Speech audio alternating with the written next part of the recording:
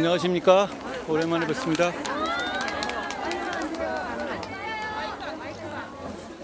1년 전 오늘 대한민국은 비상계엄이라는 위기를 겪었지만 몇 시간 만에 위기를 극복했습니다. 민주주의의 굉장한 회복력을 보여준 대한민국과 대한국민들을 존경합니다. 비상계엄을 막은 것은 피땀으로 이룩한 자유민주주의 시스템과 이를 삶에서 녹여내고 실천해온 국민들이었습니다. 당시 여당 당대표로서 계엄을 미리 예방하지 못한 점에 대해서 다시 한번 국민들께 깊이 사과드립니다.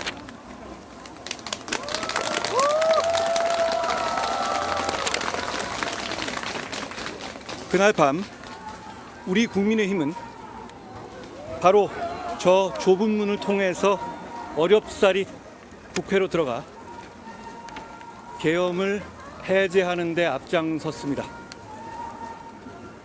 제가 그날 밤 계엄 발표를 보자마자 냈던 비상계엄 선포는 잘못된 것입니다. 국민과 함께 막겠습니다. 라는 메시지는 개인이 아니라 국민의힘의 당대표로서 지지자들과 동료들의 마음을 담아서 공식적으로 냈던 메시지였습니다. 그날 밤 우리 국민의힘의 공식적인 결단과 행동은 우리가 배출한 대통령이 한 비상계엄일지라도 앞장서서 막고 단호하게 국민의 편에 서겠다는 것이었음을 기억해 주시기 바랍니다. 그날로 되돌아가 봅시다. 민주당의 폭거는 극에 달하고 있었습니다. 헌법 정신을 저버리고 오직 머릿수로 밀어붙이면 된다는 저열한 정치 논리로 22번의 탄핵과 함께 국정을 마비시켰습니다. 정말 안타까운 것은 이재명 대표에 대한 유죄 판결이 줄줄이 예정되어 있던 상황이었기 때문에 우리가 버텨내기만 하면 새로운 국면이 열리는 상황이었다는 점입니다. 그런 상황에서 누구도 이해할 수 없는 비상계엄이 모든 것을 망쳤습니다. 그날로부터 1년이 지났지만 이 나라 국민들께서 지켜낸 민주주의가 온전하게 회복됐다고 말하기가 어렵습니다. 사실 더 나빠졌습니다. 대한민국 사회는 길을 잃고 있습니다. 민주당 정권에서 대통령실 특활비는 부활했고 대통령실 앞에 집회는 더 어려워졌고 실세 측근 비서관은 국회에서 불러도 나오지 않고 철석같이 약속했던 특별감찰관은 감감무소식입니다. 자기의 유죄 판결을 막으려고 대통령이 사법부를 겁박하고 사법부 인사에 개입하고 검찰을 폐지하고 있습니다. 정적을 공격하라고 경찰을 사주하고 대장동 공범들을 재벌 만들어줬습니다. 헌법 존중 TF라는 어이없는 이름으로 시민의 자유를 억압하고 공포 분위기를 조장하고 있습니다. 11.5 주거 재앙 조치로 자기 의지대로 삶을 계획하고 살아가려는 국민의 일상을 파괴하고 있습니다. 윤석열 대통령이 계엄으로 나라를 망쳤다면 이재명 대통령은 딱 계엄만 빼고 나쁜 짓 다 해서 이 나라를 망치고 있습니다. 그리고 오늘을 대한민국 국민이 아니라 자기들만의 축제로 만들려 하고 있습니다. 이제 퇴행이 아니라 미래로 갑시다. 과거의 잘못 때문에 미래의 희망을 포기할 수 없습니다. 우리가 내일로 나가려면 과거의 잘못된 사슬들을 과감하게 끊어내야 합니다. 사람은 지나가고 잊혀지지만 국가와 공동체는 남을 겁니다. 그래서 우리는 더 나은 내일을 위해서 성찰하고 다시 용기 내서 앞으로 나가야 합니다. 반성할 수 있는 용기만이 그 전진을 가능하게 할 겁니다. 많은 분들이 싸워야 한다, 잘 싸워야 한다고 말을 합니다. 맞는 말씀입니다. 우리는 잘 싸워야 합니다. 그런데 진짜 중요한 것은 왜, 무엇을 위해 싸우느냐입니다. 우리는 지키기 위해서 싸워야 합니다. 해방 이후 전 세계에서 가장 위대한 성취를 이룬 이 나라를 지키기 위해서 싸워야 합니다. 지난 몇 달간 민심 경청 과정에서 보았던 평범하지만 거저 얻을 수 없는 국민들의 소중한 일상을 지키기 위해서 싸워야 합니다. 우리가 공기처럼 여기는 민주주의, 세계 초강대국이 수천억 달러 지원을 강권할 정도의 강한 경제, 세계를 매혹시키고 있는 우리의 문화를 지키기 위해서, 이 모든 것을 지키기 위해서 싸워야 합니다.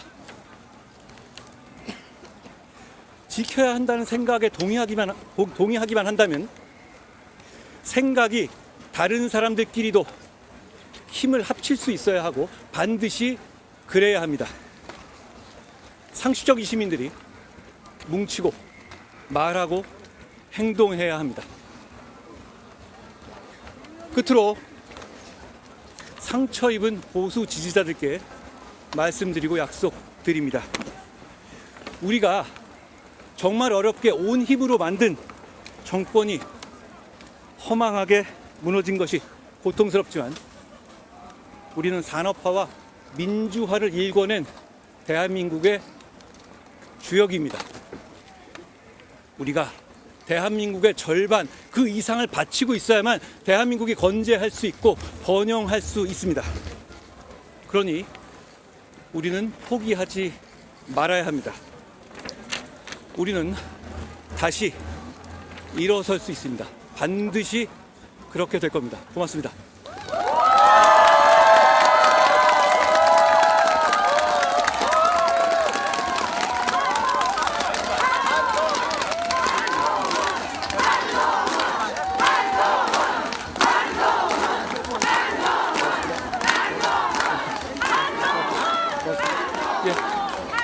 자, 기자분들 혹시 질문 있으시면 먼저 해주시고 한 5개 정도만 받겠습니다. 계엄에 관련해서만. 예. 오늘 그 국민의힘에서 안녕하세요. 사과라고는 하는데 메시지가 사과라고 보기 좀 어려운 메시지들만 나왔는데 이 부분 어떻게 보세요?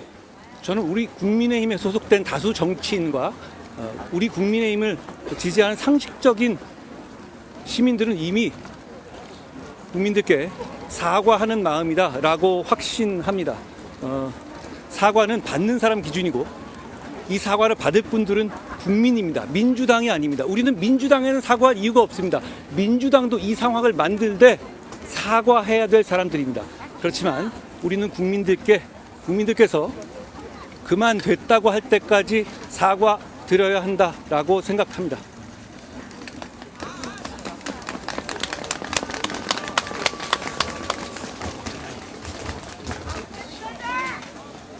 질문 없어요? 예. 이전에 개혁 이후에 탄핵보다 위기태진이다라고 말씀하셨는데 하나체제 말씀하신 적이 있었는데 그거에 대해서 지금 어떻게 생각하세요? 계엄 이후에 대한민국과 국민들이 최소한의 상처를 입으면서 난국을 헤쳐나가야 했습니다. 그 과정에서 여러 가지 시도가 있었죠. 다만 그 시도는 전적으로 대한민국과 대한민국 국민을 우선한 시도였다라는 말씀을 드립니다. 네, 질문 또 없어요? 너무 추우셔서 고생 많으셨습니다. 고맙습니다. 아, 예. 또 그러면 없으신가요? 예, 더 없으세요? 아, 예, 예, 예. 예. 개혁 관련은 아니지만 최근에 어쨌든 당원 게시판 관련 조사 시작됐는데 한 말씀. 미래로 가야 될 대단히 중요한 시기입니다.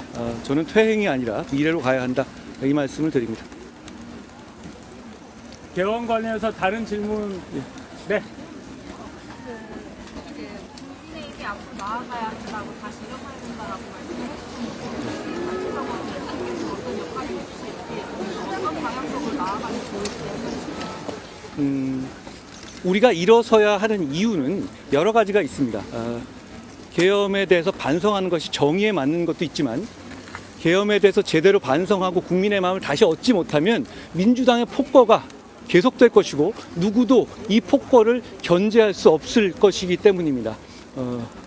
더 왜곡죄를 만들고 내란 전담 특별 재판부를 만들고 이런 것들은 우리의 일상의 시스템을 파괴하는 것들입니다. 저는 차라리 돈을 받아먹으라라고 말하고 싶어요. 그게 오히려 우리의 일상을 덜 망가뜨리는 일입니다. 그런데 민주당이 이렇게 막 나갈 수 있는 이유는 우리 국민의 힘이 국민의 마음에서 멀어지고 국민의 신뢰를 얻지 못해서 우리의 말에 힘이 실리지 않기 때문입니다.